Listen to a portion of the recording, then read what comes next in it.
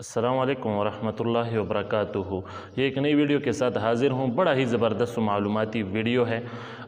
تاریخ وہابیزم، یہ جو وہابی فرقہ ہے جس کو ہم اہل حدیث کہتے ہیں یا نجدی کہتے ہیں یا جن کو سلفی کہتے ہیں یا جن کو بالعموم ہر جگہوں سے وہابی کے نام سے جانا جاتا ہے، تو ان کی تاریخ پر مفتی سعید خان دیوبندی صاحب نے، جو کہ دیوبندی عالم ہے، انہوں نے بڑا زبردست تاریخ دکھایا ہے لوگوں کو ان وہابیوں کی۔ تو آپ بھی اسے سنیں اور آپ کو بھی انشاءاللہ بہت علم حاصل ہوگا کہ یہ وہابی کیسے لوگ ہیں، کس طرح سے نکل آئے، کس نے اس کو بنایا اور کیا کیا ان لوگوں نے کارنامے کیے۔ اور خصوصی بات یہ کہ ہمارے اندر جو لوگ ہیں جو خود کو دیوبندی کہتے ہیں، بعض دیوبندی بھی ایسے ہیں، حضرت صاحب اس ویڈیو میں فرما رہے ہیں کہ بعض دیوبندی ایسے ہیں کہ انہوں نے بھی وہابیوں سے، ان تحریکوں سے چندے لیے۔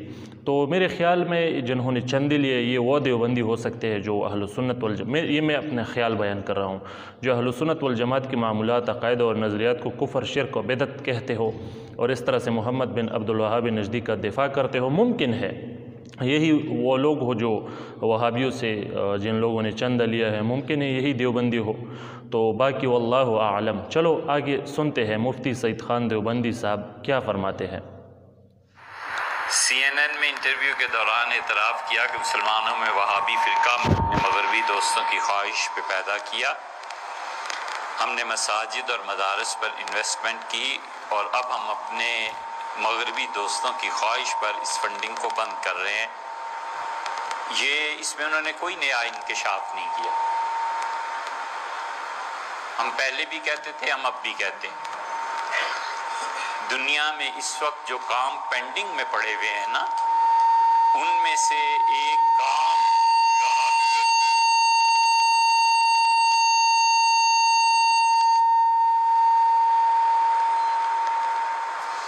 دنیا میں جو کام پینڈنگ میں پڑے ہوئے ہیں نا مسلمانوں کے ذمے، ان میں سے ایک کام وہابیت کی تاریخ کو لکھنا بھی۔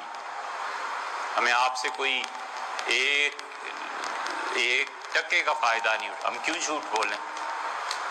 لندن میں ہمارے پاسپورٹ، ہمارے خاندان والے گواہ، 6 مہینے ہم لندن میں رہے ہیں اور اتنی مرتبہ گئے ہیں کہ میں خود یاد نہیں، اور 6 ماہ میں کوئی کام نہیں تھا سوائے اس کے کہ صبح اٹھے، ایک کپ چائے پیا اور انڈیا آفس لائبریری چلے گئے، دوپہر کو اترے، سامنے مچھلی کی ایک دکان سے مچھلی کھائی، جا کے پھر بیٹھ کے پڑھنے، اور پھر شام کو جب لائبریری بند ہوئی تو اٹھ کے گھر چلے گئے۔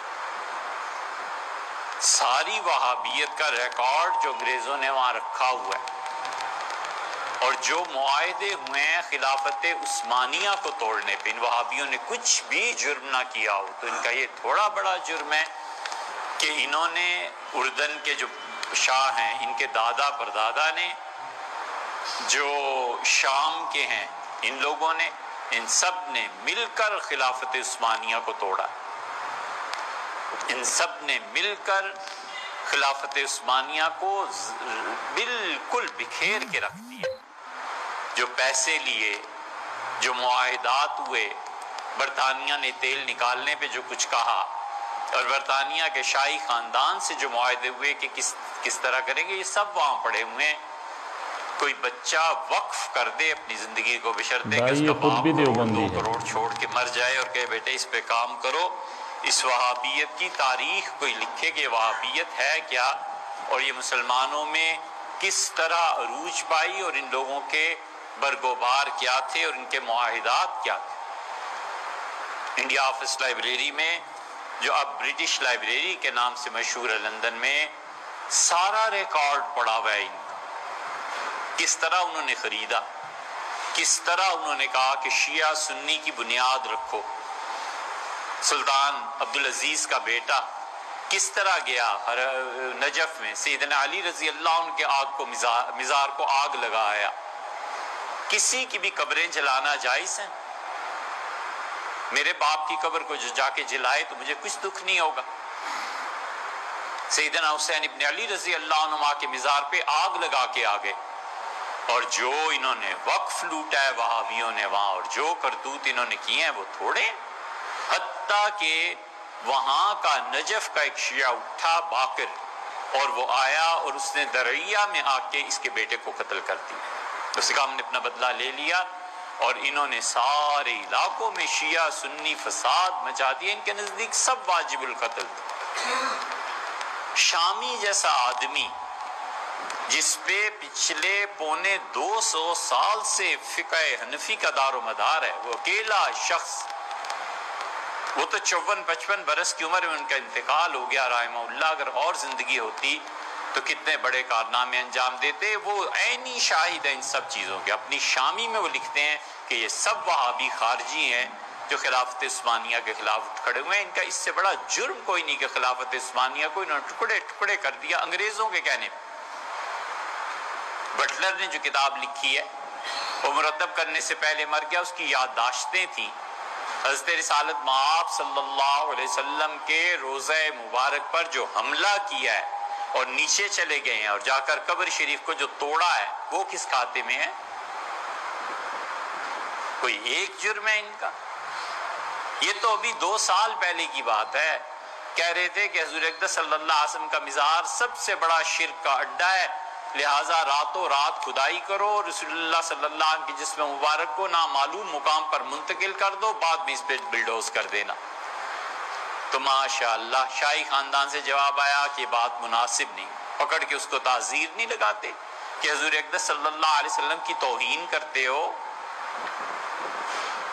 نبی کریم صلی اللہ علیہ وسلم عام مسلمان بھی ہوتے، حضور اقدس صلی اللہ علیہ وسلم نے دیکھا تھا کسی کو قبر کے ساتھ ٹیک لگا کے بیٹھے ہوئے، تو آپ نے فرمایا تمہیں پتہ نہیں ہے قبر والے کو اس سے تکلیف ہوتی ہے، ہٹو یہاں سے۔ نیچے چلے گئے، جا کے لوٹ مار کی۔ عثمانیوں کا پہلا گورنر جب مدینہ منورہ میں آیا تھا تو اس سے کہا تاجروں کو بلایا، اور پہلی مرتبہ اس سے روزہ مبارک پہ حاضری دینی تھی۔ اس نے کہا بتاؤ سب سے بڑا ہیرا کون سا ہے؟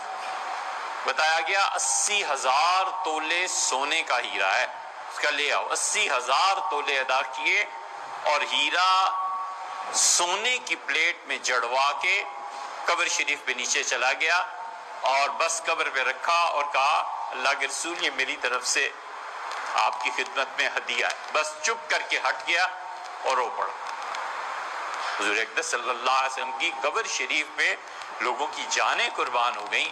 2 سال تک مدینہ منورہ کا 4 سال تک محاصرہ رہا ہے۔ عثمانیوں نے تلوار نہیں اٹھائی، عثمانیوں نے کہا رسول اللہ صلی اللہ علیہ وسلم کو کیا منہ دکھانا ہے، قیامت میں کہیں گے میرے شہر میں قتل و غارت گری ہوتی رہی، اور انہوں نے بھی ظالموں نے کوئی ایک ان کا ہے، کوئی ایک چیز ہے انہوں نے کی کیا؟ اس کی تاریخ سنائیں۔ مساجد، مدارس، انویسٹمنٹ جو انہوں نے باقاعدہ کی، بر صغیر میں انویسٹمنٹ نہیں کی۔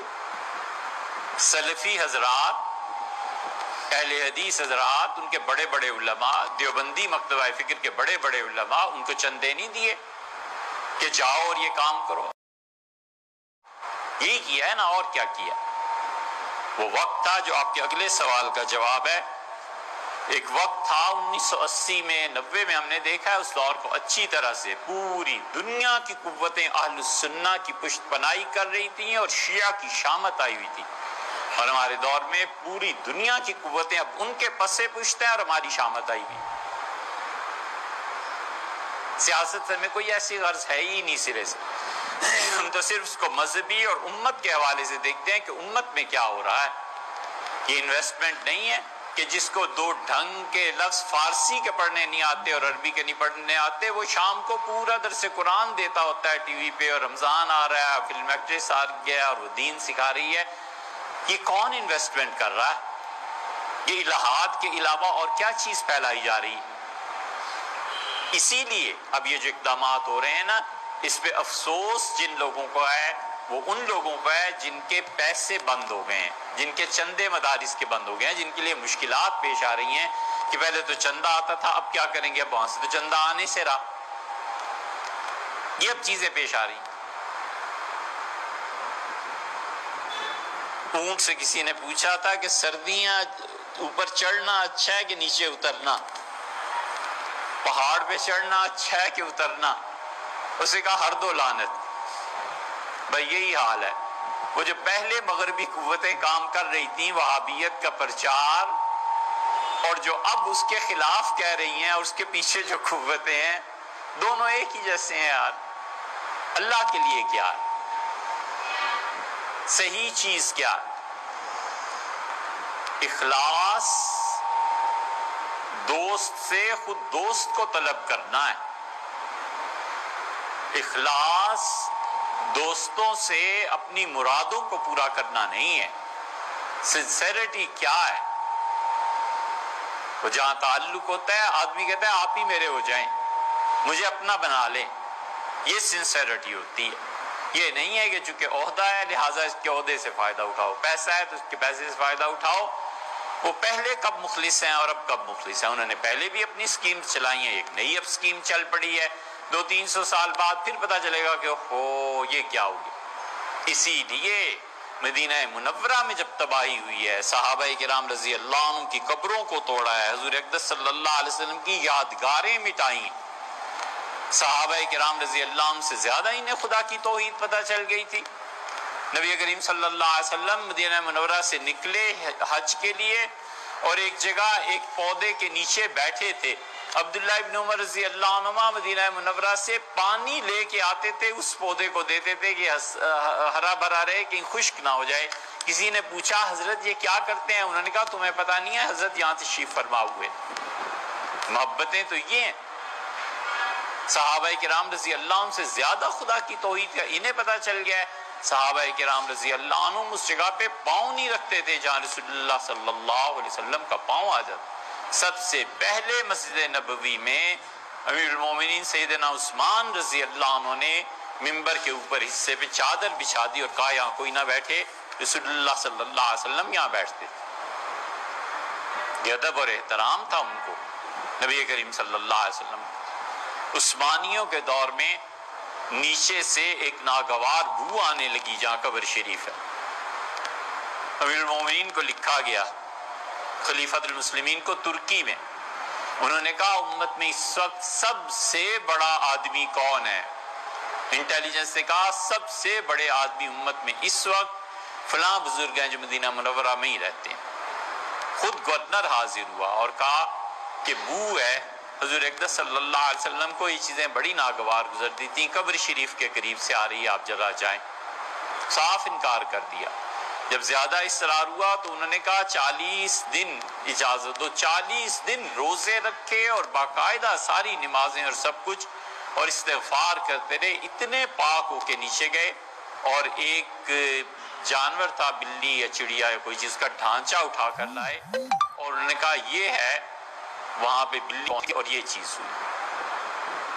پھر وہ بولے نہیں، بہت پوچھا لوگوں نے، مرتے دم تک بولے نہیں، بس انہیں کچھ چیز پتہ چل گئی تھی وہاں، بولے نہیں کہ رسول اللہ صلی اللہ علیہ وسلم قبر شریف کا کیا مقام اور مرتبہ ہے، اور یہ جا کر لوٹ کے لے آئے، وہاں سے ہیرے اٹھا کر لے آئے، کیا کیا چیزیں ہیں جو نہیں کی۔ سب چیزوں کا تعلق پڑھنے سے۔ پہلے کون لوگ موجود تھے؟ اہل سنہ ہی موجود تھے۔ یہ جہاں اب مسجد نبوی کی توسیع میں رباط آئی ہے، یہاں حضرت مرزا مظہر جان جانا رحمۃ اللہ علیہ کی خانقاہ تھی۔ مدینہ منورہ کا چپا چپا مشائخ سے بھرا ہوا تھا۔ امت میں جتنے لوگ وہاں جاتے تھے نا، اپنی تربیت کے لیے جاتے تھے۔ وہ تربیت کے بنیادی ادارے جو ختم ہوئے ہیں، تو اب ملکوں کے ملک، شہر نہیں ملکوں کے ملک خالی ہو گئے ہیں۔ کوئی آدمی نہیں ملتا جس کی مجلس میں جا کر انسان کوئی ادب اور احترام سیکھے۔ وہ ادارے ختم کر دیے، تباہ کر دیے، مشائخ کو سولی پہ چڑھا دیا، اب ٹھنڈے ہو گئے۔ اب اس کے بعد پوری امت بے ادبی کے مرض میں مبتلا ہو گئی۔ اب انہیں پوچھو جا کے کہ یہ کرتوت اور یہ کارنامے ہیں جو تم نے کیے ہیں۔